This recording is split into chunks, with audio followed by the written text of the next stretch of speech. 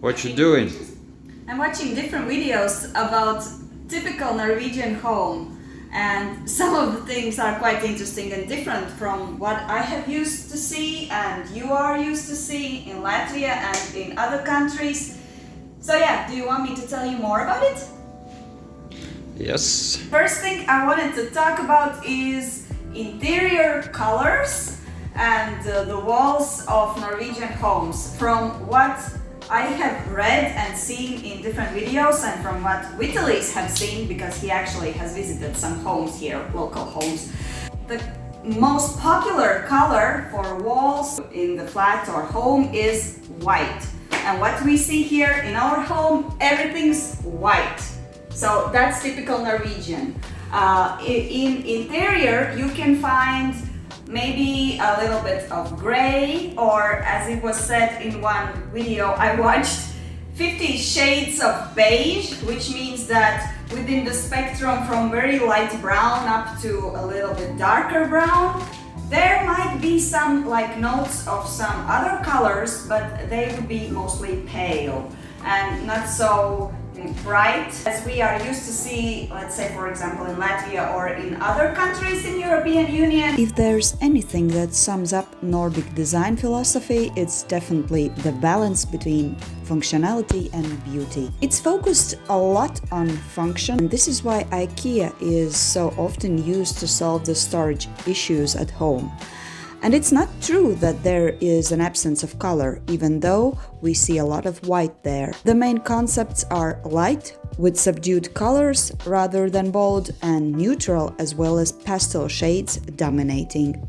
Also, there is no secret that this so-called Scandinavian or Nordic design is very popular around the world. I wonder what would Norwegians say if they saw our wallpapers or tapestry, especially during the Soviet times when there were crazy patterns and crazy flowers. And nowadays, I guess most people in Latvia also have a different coloring of walls. Of course, there might be some white walls, but mostly people choose to use some color. And I wonder what would Norwegians say if they saw like traditional country style house in Russia where they are actually, wait for it, putting carpets on walls. Now let's move to the kitchen, my favorite area.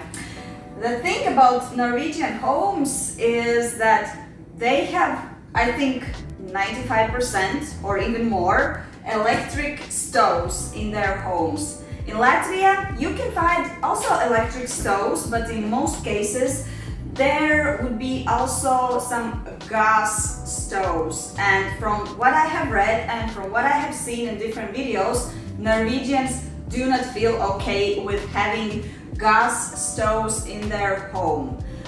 Mainly because they feel it's crazy dangerous and everything will end up with a boom. So mostly what you can see, let's say for example in Latvia, is that especially in huge houses with many flats, they have this centralized gas providing system. So their stoves are connected to the system and they are cooking actually on gas stoves. Also, there are houses where there is gas inside the house, mainly in huge containers, which is put straight to the stove. So basically they have a container of gas in their home, in their kitchen. And I think it would be like a crazy thing for Norwegians. From what I've read, you might probably find some gas containers in some country houses or, I don't know, hill houses. But yeah, mainly here everything works on electricity in kitchen. And I actually like it. But Vitaly told me you don't agree with me? You like gas? Gas is good too. Now another favorite thing I discovered here in Norway, it's not about interior, it's a thing and it hides here, and it's this thing. This might look nothing special, but for me, oh my god, that's a discovery. It's ostehovel, if I'm pronouncing it correctly, and it makes the perfect slices of cheese. And this is like typical made in Norway thing, which basically now has become one of my favorites in cutting cheese. In 1925, master carpenter Thor Björklund from Lillehammer was fed up with regular knives' incapability to cut cheese, and he invented ostehovel. The Norwegian cheese slicer's production principles haven't changed since then. This grater can cut firm cheeses, especially the distinctive Norwegian specialty brown cheese, and you can use it also to cut potatoes to make chips and also peel or cut cucumber into thin slices. This is among one of the most well-known symbols of Norwegian invention. Speaking about cheese and food, we are here by the fridge. Please don't pay attention to these ones. That's just a method of learning Norwegian so that we remember words, what's inside. And yeah, I want to talk about the freezer section. In Norway, one of the most typical foods they are used to cook is frozen pizza, which in Latvia I guess is more or less like bachelor's food or for those who are too lazy to cook. But here it's actually normal to eat frozen pizza, which is a surprise because we usually make pizza from scratch and Vitaly says it's tasty. Is it? Yeah. Norwegians love their frozen pizza, and the most popular is from Grandiosa brand that started in 1980s. Now it's the highest selling frozen pizza brand in Norway. According to the website, approximately 47 million frozen pizzas are eaten annually in Norway, and almost half of them are Grandiosa. Maybe I should try it?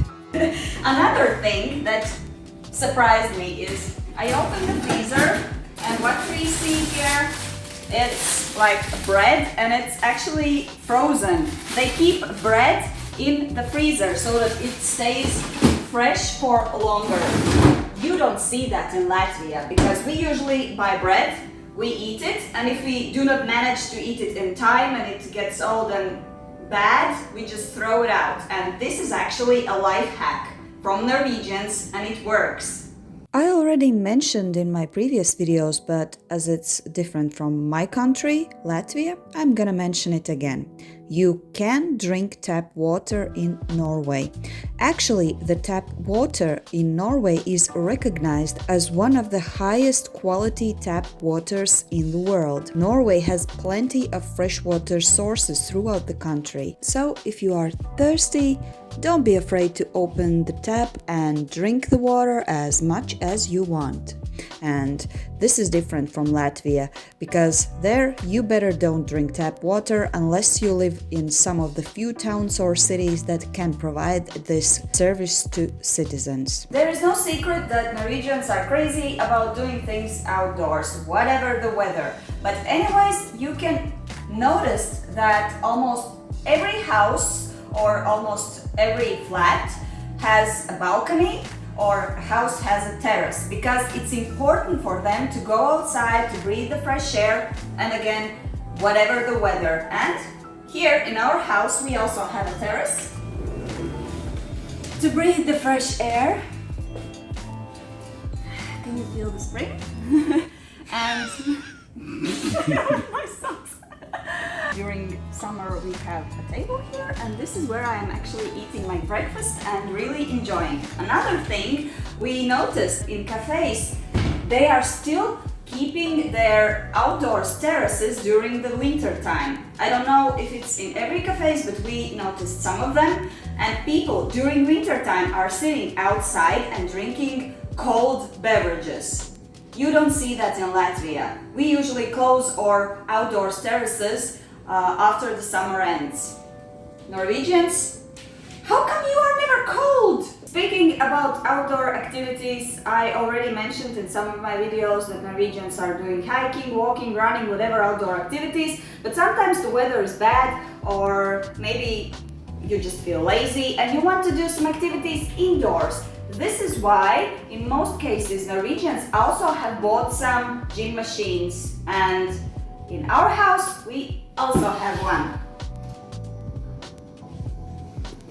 So this is it for me and Kosha and Vitaly on the background, and I hope you enjoyed today's video. I hope these were interesting facts. Norwegians, please comment below if all of these things are true that I mentioned in this video, and maybe you can add something more. It would be interesting to read. So yeah, please press that subscribe button, press the like button, notification bell, and Gosha, look there. See you next time. Poor.